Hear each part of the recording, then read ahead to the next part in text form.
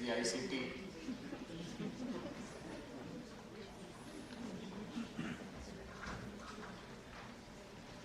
First of all, I'd like to congratulate the organization Planet EDU on completing so many years successfully and contributing to the Indian education milieu.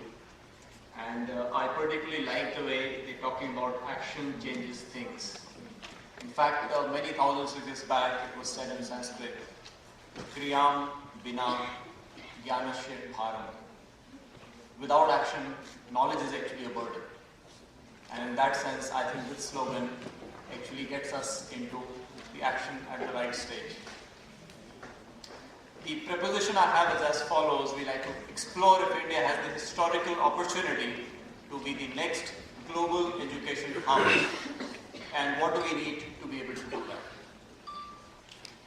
If you go back in time, between the 5th and the 13th centuries AD, it is said that Fayan and Huansong, who came to India, they talked about and have written about more than 10,000 students studying at the Nalanda University. They have talked about a very stringent test for people to be selected to those universities, and they talked about multidisciplinary action already happening there.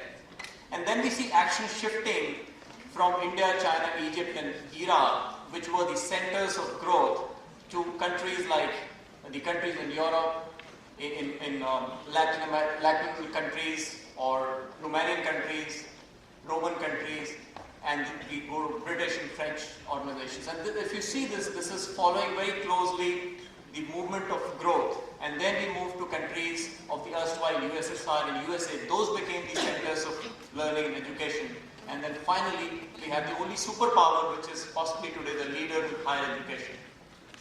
Now, if you follow closely, it seems that the education hubs seems to have followed the business hubs, of course with a lag. Of course, along with the lag, we find that it has been moderated. This movement of centers of excellence in education has been moderated by linguistic, political and socio-economic factors. Well, therefore, if the next center of growth is what is called break, and of course today, unfortunately, it's got into the fragile 5 mode, but if the next centers of growth are the break, which is Brazil, Russia, India and China, and given the fact that India has a little bit of a competitive advantage in terms of language, political stability, availability of human capital and cost, can we predict and can we say that the next global hub is going to be India? We have done a lot of journeys. We started with tourism, and the intrigue of India got tourists from all over the world to this country. Then we discovered outsourcing, which you could call a back office tourism. And our costs and English advantage got people to outsource their work to India. Then we moved on to medical tourism, and we found that our cost and skill in medical and paramedical fields compared with so many of the other factors got the people, the patients to come to India. So we became a patient center for the world. And then can we say that the next bus that is available to India, which India will be able to catch, is the education tourism bus? That's the question I have for you here. If you just, particularly look at the medical tourism space, we find that many private players, and I was on a dais similarly with Dr. Sangeeta Reddy, who's led this, medical tourism industry in India. A few weeks back, I was with Mr. Raman Roy, who's considered to be the father of outsourcing business. And if you talk to them, they agree that this is possibly an opportunity for us in a very new space and a very new avatar. The estimated size of medical tourism industry in India is said to be $2 billion and growing at 30% per annum. And of course, as I was saying, it has been contributed to by 3 factors: lower costs than Western countries, less waiting time, and quality and personalized service. And many of these services are not available in some of the SAARC countries, CIS, African, Middle Eastern countries, and these services being available in the Western countries but being either too expensive or having to wait for too long for some of these elective surgeries. So therefore, if we move from tourism to outsourcing to patient tourists, can we now invite the student tourists? And what would be the enabling factors for us to be able to do that? There is a slight difference though. When the outsourcing business came to India, the people who outsourced that business didn't meet with our general public. Also, we were in a way able to bypass the entire infrastructure challenge. When we talk about the medical tourism, yes, the patients and their attendants did come and meet, but they met with a very selected audience. They were picked up from the airport, brought to the hospitals and dropped off at the airport. So they did not deal too much with the Indian public and the Indian ecosystem. Now, but when we talk about the student tourist, it's going to be a slightly different ballgame. Now, there are some enabling factors which help us make this proposition. High quality teaching and non-teaching manpower. And because we are talking about a people-intensive business here compared to the outsourcing business, English-speaking milieu, low cost and increasing cost of education in other parts of the world, and lack of facilities in many of these countries I talked about, MENA, Middle East, North Africa, SAARC countries, CIS, African, Eastern Europe, even developed countries. And then in addition to this, there are some enablers, the economic rise and growth. So today people talk about, we have talked about made in India, but can we have studied in India or trained in India as a trademark which could be publicized and developed? Upward mobility of Indians in the Silicon Valley. People see Indians going up the value chain in corporate academic world, and that sets up role models for them. Global acquisition by Indian companies. Only a few days back, we talked about Satya Nadella becoming the next head of Microsoft, and these developments now have become routine. Success of select sectors, IT, auto components and others. Democracy and a relative political stability in this country compared to the others in the secular credentials. So from being back office to the world, operation theatres to the world, can we be a classroom to the world is the question. Now there are some markets and there are some areas for us to focus on.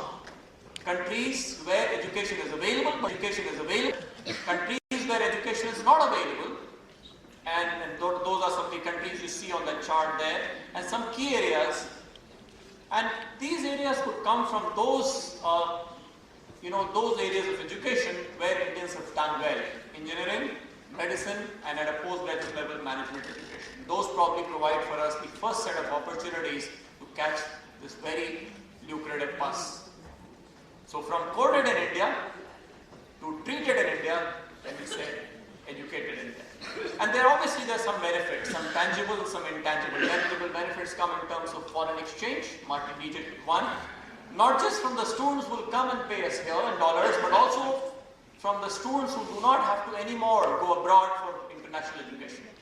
Direct and indirect employment, and then very intangible, very important intangible benefits, Indian education becoming more mature through diversity. Imagine a class of 25 nationalities a teacher is teaching, the maturity of the entire ecosystem of education is bound to go up. Greater cross-cultural understanding and sensitivity among our students for those from outside, as well as a greater brand building for India as a culture and as a system to all those countries these students come from. And finally, a brand building for India, brand India, not just in some of those software and IT services, but even in education. And then there are challenges, and you can see that it's a very, very long list.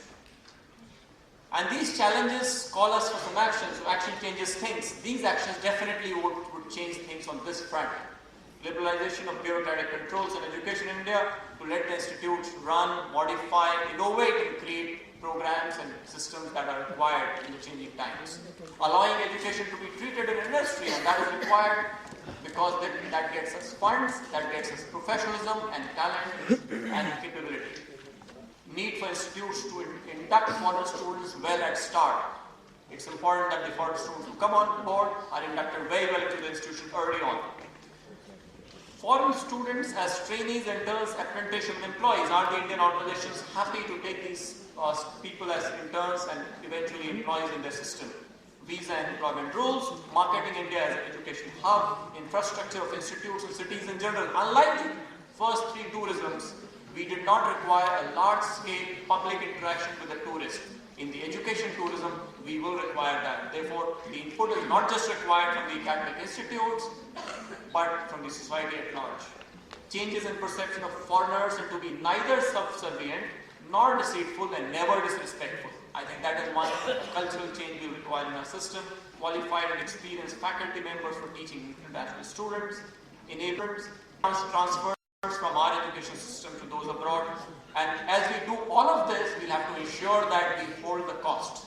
Because if the costs go up in trying to do all of this, then we would have lost a very important competitive advantage. But there are many risks if we don't, if we're not successful achieving these. Increasing cost of education for the Indian students without discrimination. We will not be able to discriminate with the way some of these European universities discriminate between hosts and guest students, and we'll have to still hold our costs. And if we don't do that, the costs for education for our own students go up. Inappropriate approach to foreign students could erode brand India brand very quickly, and not only will we miss this bus, but the next bus will not come for a few decades. Because in the social media era, it is very easy for this brand to erode very strongly and for a long time. And entry, we'll have to ensure that we don't have among our students Al-Qaeda proponents. There is a research that we conducted some time back, and we found that the developed world as well as the developing world is quite favorably predisposed to looking at India as an education hub. We also find that they see the two challenges that we talked about in terms of facilities and attitudes of Indians in this long journey. And MBBS, engineering, MBA, MCA emerge as top possible candidates for these options. And low cost and availability of quality manpower is seen as two areas that make us possibly a challenger in this field. Let's just quickly look at the size of the opportunity. 7 lakh students and more study in US at present.